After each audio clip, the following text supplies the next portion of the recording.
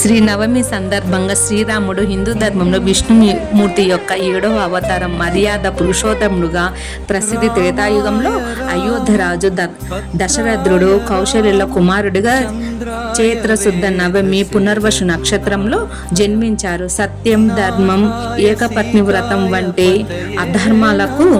ఆదర్శాలకు రాముడు ప్రతీక. వాల్మీకి రామాయణం ఆయన జీవితాన్ని విమర్శిస్తుంది.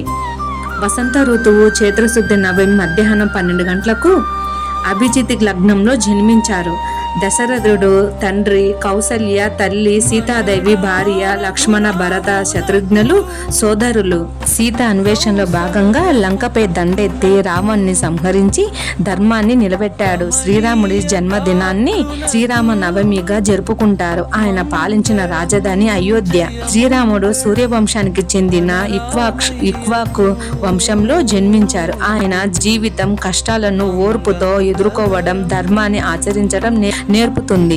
శ్రీరాముడు ధర్మం, సత్యం, త్యాగం మరియు ఆదర్శాలకు ప్రతీక. తండ్రి మాట కోసం రాజధానిని త్యజించి అరణ్యవాసం చేసిన రాముడు భార్య కోసం రావణ్ణి సంహరించి ధర్మాన్ని నిలబెట్టి మర్యాద పురుషోత్తముడు. ఆయన నిష్కల్మషమైన ప్రేమ, పితృభక్తి, సమభావం మరియు ప్రజారజకమైన పరిపాలన ఆయన్ను యుగ పురుషుడుగా నిలిపాయి. శ్రీరాముడు తల్లిదండ్రుల ఆజ్ఞను శిరసా వహించి రాజభోగాలను త్యాగం చేసి 14 ఏళ్లు వనవాసానికి వెళ్లిన ఆదర్శ కుమారుడు. తండ్రి దశరథుని సత్య వాక్య పాలన కోసం మారుతల్లి కైకేయి కోరిక మేరకు రాజ్యాన్ని వదులుకొని పితృభక్తికి, ధర్మానికి నిలువెత్తు నిదర్శనంగా నిలిచాడు.